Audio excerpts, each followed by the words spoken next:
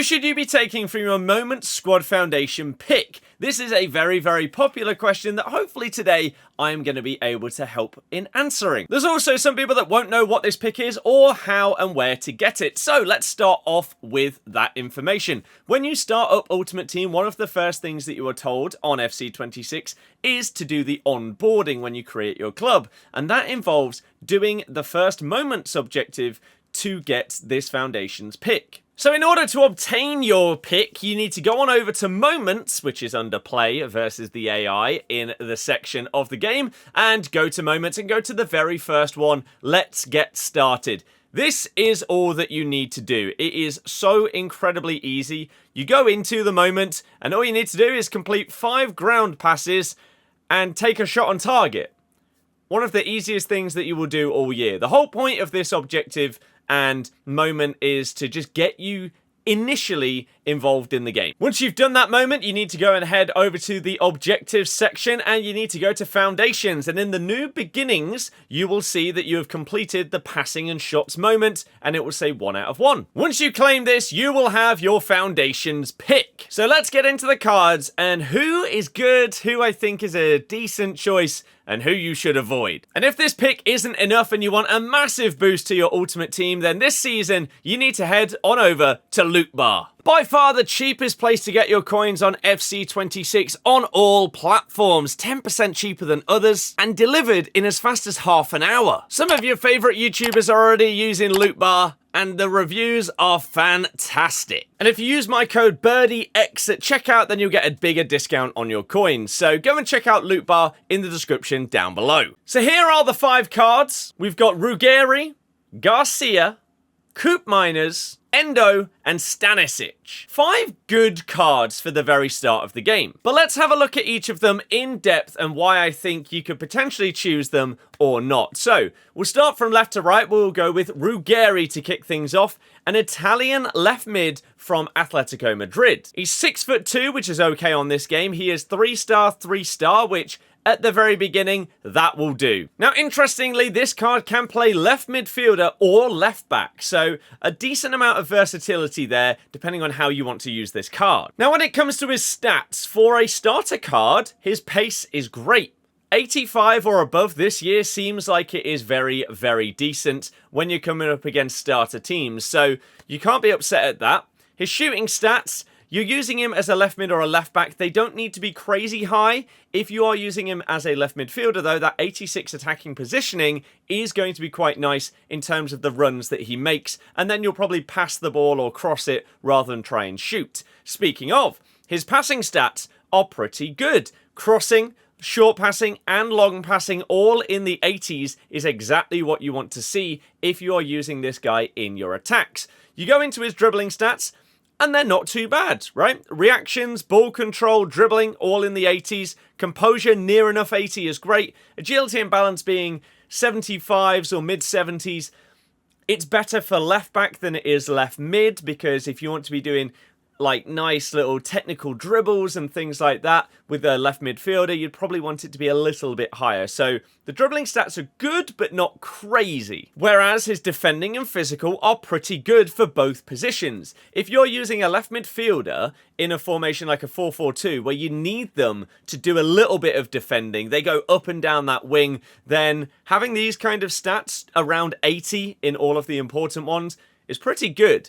As a left back, I think this year that pace matters more than high defending and high physical, especially depending on how your mix of play styles works. So I think these stats are fine for either of those positions. His play styles suit left mid rather than left back. He does have the defensive aerial fortress, which means he can jump really high, but we're not really seeing crosses go to the back post that often as it stands, so that isn't really important. However, a technical dribble means that even with that lower agility and balance compared to some other wide midfielders, using that RB or R1 on your controller, he's going to be able to dribble the ball quite nicely. And he also has whipped passes, which means that crossing is going to be really, really good. So if you're using him as a left mid, and you've got maybe a big striker up front that is going to feed off of those good crosses, It's not a bad card. Player 2 is Ulises Garcia, a 6-foot left back that is also double 3-star. Interestingly though, on this card he can play left back, centre back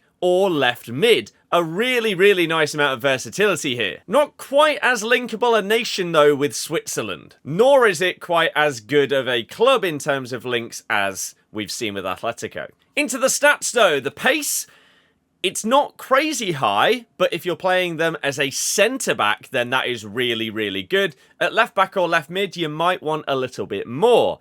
The shooting, exactly the same thing. For a centre-back, it is fine, but a left midfielder with 58 shooting is not going to be good enough, nor is the passing. That passing looks like it is ready-made for a centre-back. We look at the dribbling, and you're seeing similar vibes here. This one could maybe pass for a left back here, with stats in the 70s and one in the 80s, or two in the 80s. A centre back would be okay with 82 reaction and 75 composure. You'd want a little bit more, but it's not the end of the world. A left midfielder, this is not going to be good enough. A left back, it will be fine. However, the defending and physical. So the defending stats, the ones that matter, you don't really care about heading accuracy, and slide tackle not too much. The three big ones, interceptions under 80, it's not the end of the world. Defensive awareness 82 is a great stat, and stand tackle 78 is fine. The physicals are really good on this card. High jumping, high stamina, high strength are great at the start of the year.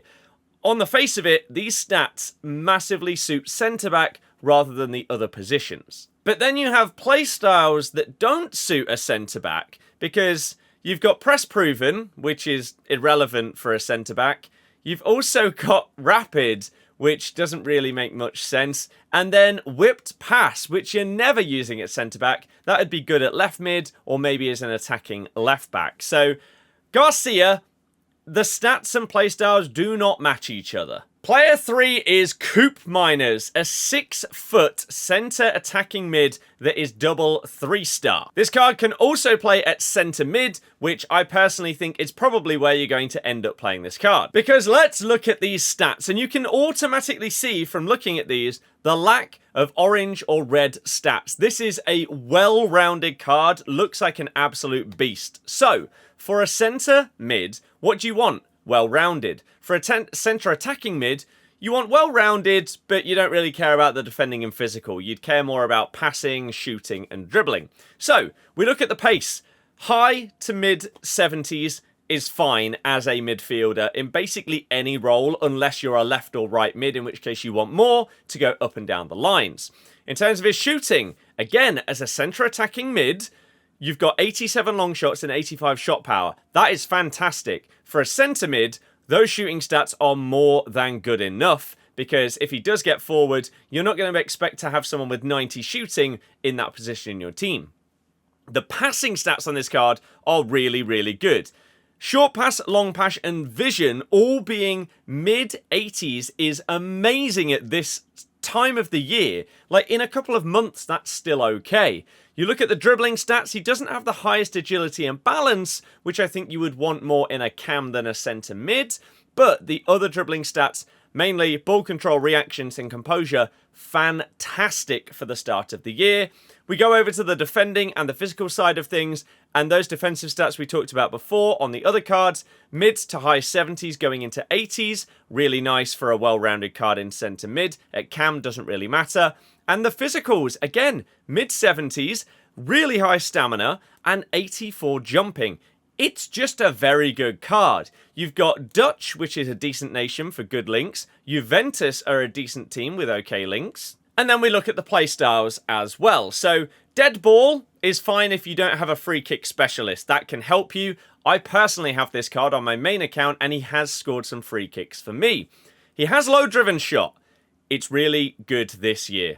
Okay, low driven, it just makes those shots noticeably better if you have that playstyle. So if he is getting forward, whether it's from centre mid or centre attacking mid, he's going to be able to finish a lot more opportunities, and he has tiki-taka, which means whether he's at centre mid or cam, if you're doing passes along the floor with him, they're going to be significantly better. And if you really want to create chances as much as possible, he's got Playmaker plus as a role at cam. I personally think this Koopmeiners card is amazing. Player 4 is Endo at Liverpool. Japanese is obviously not the easiest to link, but Liverpool and Premier League are significantly easier. 3-star skills, 4-star weak foot is nice. And this card can play CDM or centre mid. In terms of his stats, he's a little bit slower than Koopmeiners, but the pace is not dreadful. His shooting stats, they're not really going to be too great if you are putting him into centre mid. If he's a defensive mid, he's hardly ever going to get forward. You don't really need to worry about them.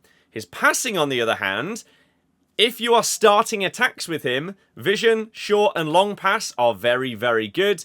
If you're doing things like trying to whip in crosses with him, that isn't going to work. His dribbling stats are nice and well-rounded here. You're looking at 80s for all of them apart from agility, which is great at the start.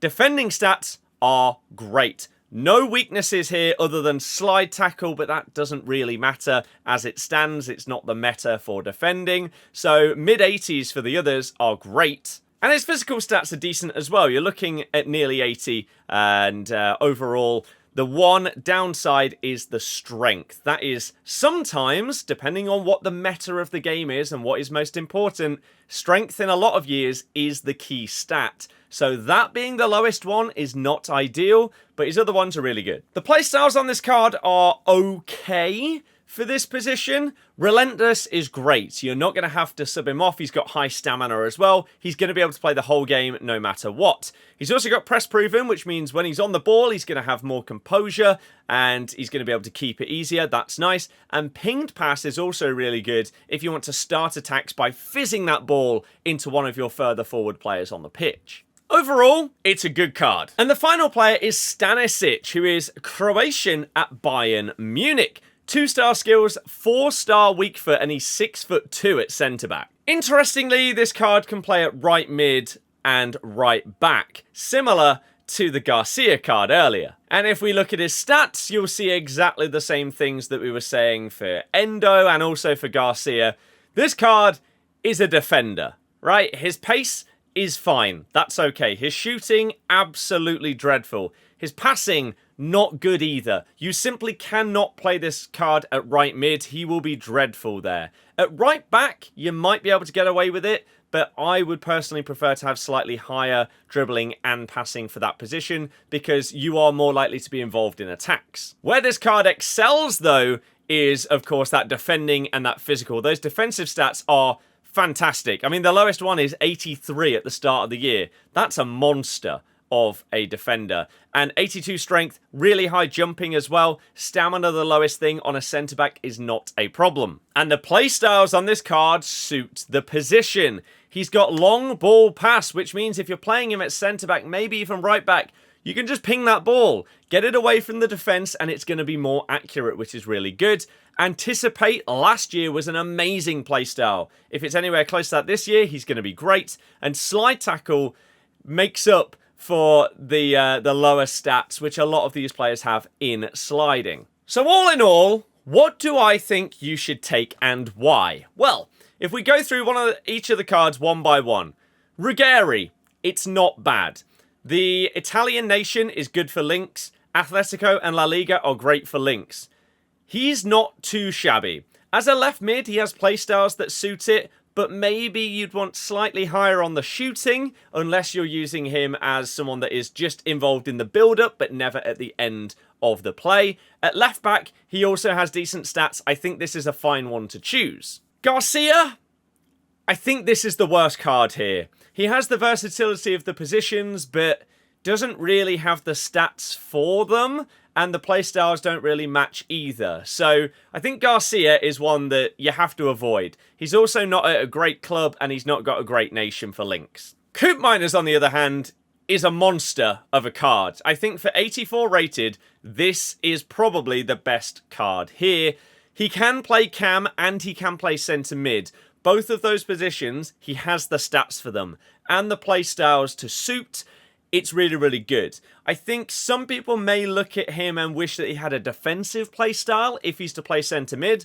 But personally, I've used this card already for about 60 games as a centre mid, and I can tell you, if you have him on a roll that gets him forward and into the box, he is an absolute machine going that way. Defensively, he's also good, but he's not going to be that destroyer defensive mid. I think if you want a more defensive-minded midfielder, Endo is an option for you. Japan, not great as a nation in terms of links, but you've got Liverpool, you've got the Premier League. Most people will be going for that as their starter league, so you'll easily get him in and get other people links around him.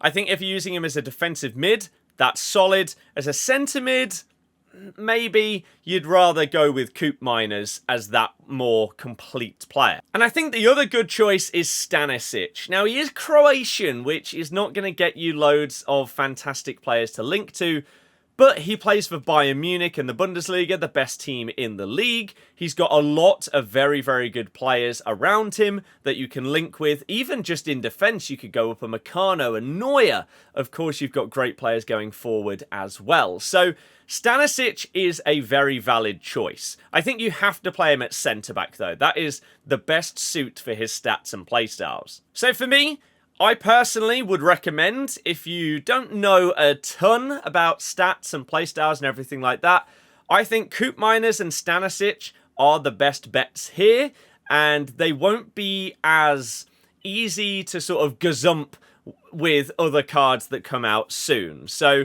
those would be my personal recommendations. Let me know, though, in the comments whether this helped you out. Who did you end up choosing? And I'll see you guys for another video soon. Goodbye.